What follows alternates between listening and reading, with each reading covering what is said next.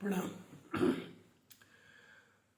आज सुबह उठकर मैं सोच रहा था कि घर और मकान में अंतर क्या है। तो जो मेरे अध्ययन में समझ में आई चीज़ वो मैं आपके साथ शेयर करना चाह रहा था। घर वो होता है, जहाँ तक मैं समझता हूँ, कि जहाँ भाव संवेदनाओं की गंगोत्री बहती हो, और मकान वो होता है जहाँ पर सिर्फ ईंट और गारे पत्थर से बना हुआ एक स्ट्रक्चर होता है, एक प्रारूप, एक स्वरूप होता है उसका। लेकिन घर में ऐसा नहीं होता। घर में रिश्ते होते हैं, संवेदनाएं होती हैं, फिक्र होती है, आशा होती है, उम्मीद होती है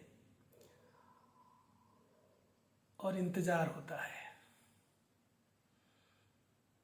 जहाँ माँ होती है, पिता होते हैं, भाई बहन, पत्नी, बच्चे और तमाम रिश्तों की वो कड़ी होती है जिनमें हम रचते बसते हैं, जो हमारी संस्कृति और सभ्यता को दर्शाती है।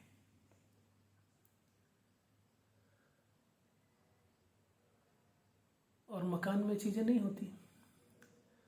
तो मैं सोचा इसका अंतर ढूंढे कहाँ से। तो आज के कल्चर में थोड़ा सा जब मैं गया तो मैंने देखा कि जैसे आज हम अपार्टमेंट्स को देखते हैं। अपार्टमेंट्स में कई बार बहुत सारे परिवार होते हैं। वहाँ भी तो वो भी एक मकान ही है, वहाँ बहुत सारे परिवार होते हैं। लेकिन इन मकानों में एक दूसरे से कोई बहुत ज़्यादा लोगों को, क्योंकि सब अलग अलग संस्कृति, अलग अलग जगहों के होते हैं, कई बार उनको आपस में मेलजोल भी नहीं होता, एक दूसरे को जानते भी नहीं।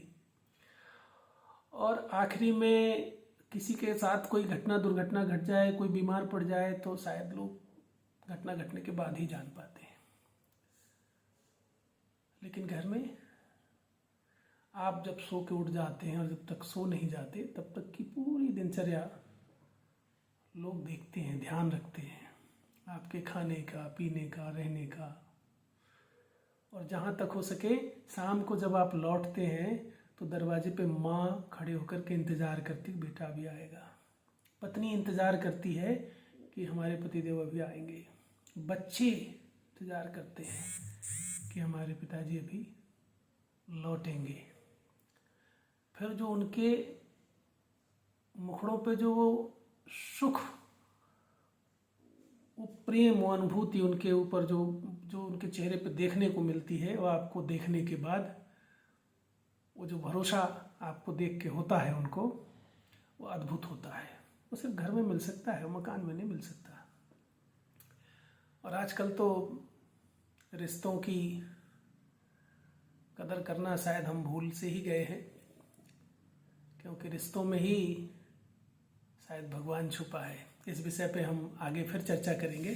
तब तक के लिए नमस्कार। सोचिएगा ज़रूर कि हमें अपना घर बनाना है कि हमें मकान में जाना है। नमस्कार।